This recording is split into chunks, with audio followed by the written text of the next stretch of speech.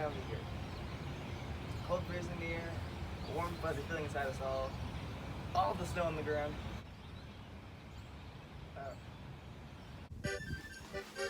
Anyways, Christmas is such a magical time of the year, and really helps us to get closer to family.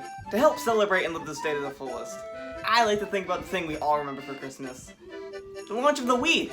A lot of people got one for Christmas back in the glory days of 2006. Simpler times, before masks, protests, and taxes! The Wii was such a magical feeling. Oh! Who wants to hear the story of Anthony's first experience with the Wii? I'm so glad you asked. Now, get comfy, grab some hot cocoa, and enjoy the story. Remember like it was yesterday. So on November 19, 2006, the Wii launched in North America went on to sell over 100 million copies. Now that's what I call a successful launch. We never got a Wii until 2011, which is actually super late. The life of the Wii was almost over at this time, and the Wii U was able to take its place, so the Wii U was already over. Regardless, getting the Wii for Christmas is something almost every child experienced, and it was magical. Me and my sister wanted the Wii for Christmas. I don't remember how we got rid of it. I had a DSi a few years before, but I don't know what made us want it. But old Santa knew even before we did. Our first presents were Just Dance 2 and Super Mario Galaxy. One of these games is going to be an everlasting experience, and we knew for a fact, Wii games meant a Wii console. We were super excited. But later that night arose such a patter. I sprang from my bed to see what was the clatter. When we woke up that morning, that present under the tree. We have received our very own Wii, as our eyes filled with such glee. We got the black one with a free copy of Mario Kart Wii. By free, I mean an extra $50 for that bundle. This also came with the Wii Remote, the controller for the Wii. Even today, this is honestly my favorite Nintendo controller. Alongside this is the Nunchuck, an accessory for the Wii Remote. Hooking this up to the bottom of the controller gives it a joystick for 3D games. And lastly was the Wii Wheel, the main accessory for Mario Kart Wii. We were all set for enjoyment, as well as excitement. But along with this gift, we got a few more games. That being Wii Sports, Animal Crossing City Folk, and New Super Mario Bros. Wii. So, how you liking the story so far? This part always gives me nostalgia because it's Christmassy, and getting the Wii, and it's all... Oh my gosh!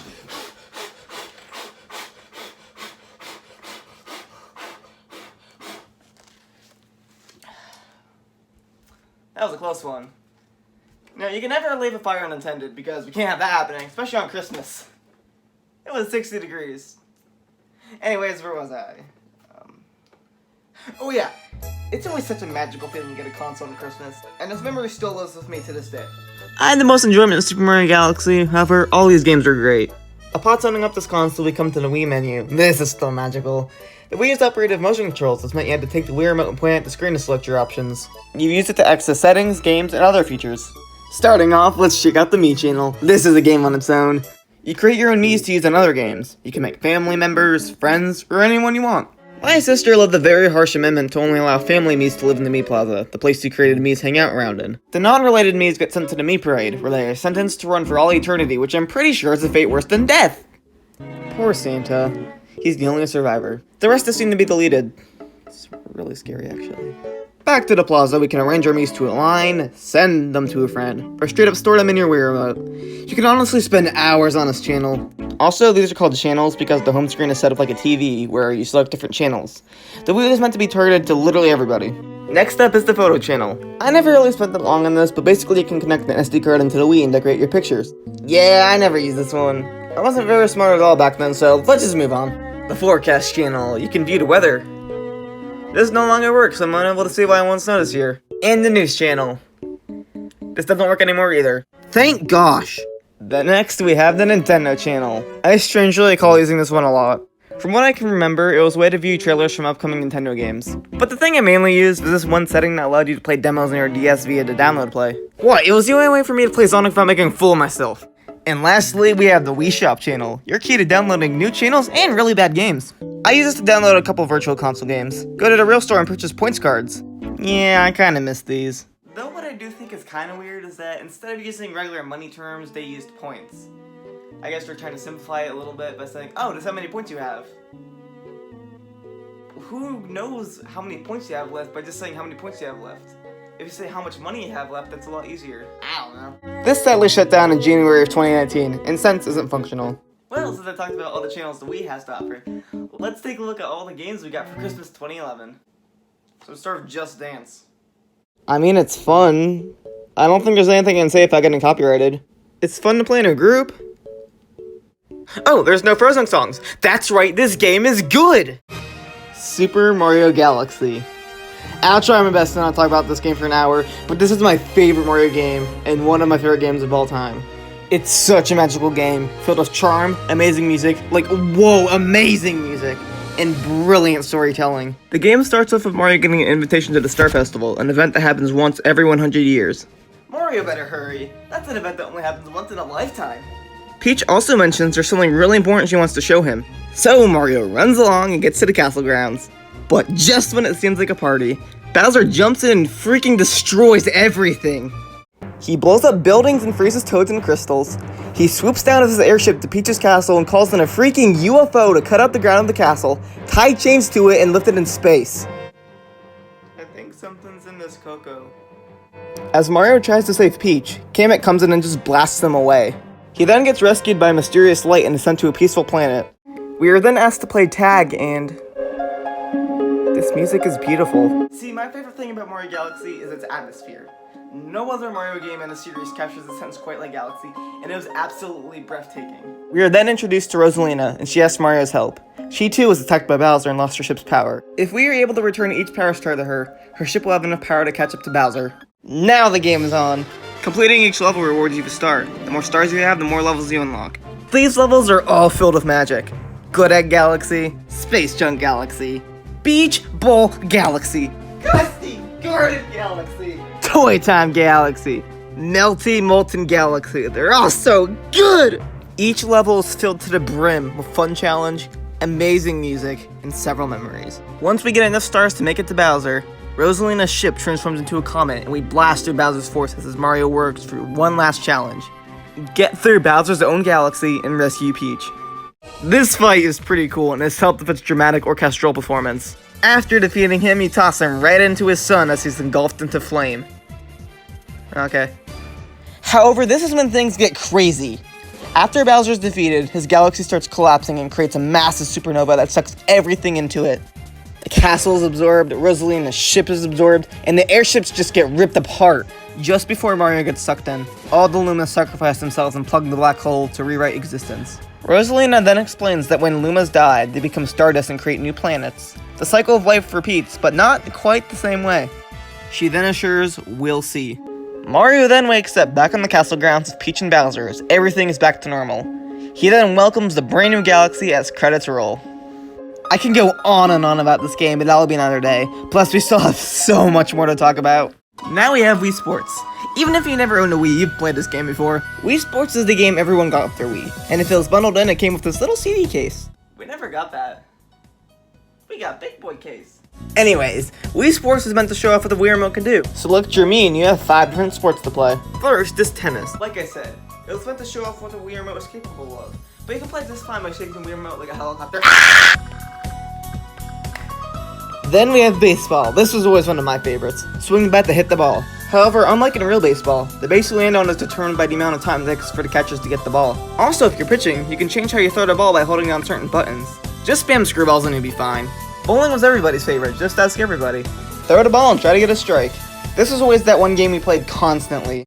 Welcome everyone to Wii Sports Golf. It's a lovely sunny day for December and the temperature's constantly having an identity crisis.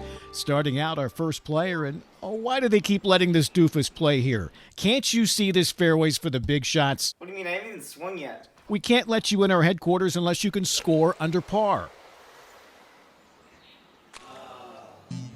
Nice! Jokes aside, golf is actually pretty fun. I especially like the courses with the water. I don't know, something about it really satisfies my eyes. Why does that water look so good? So, easy to play, hard to master. That's the fun of it!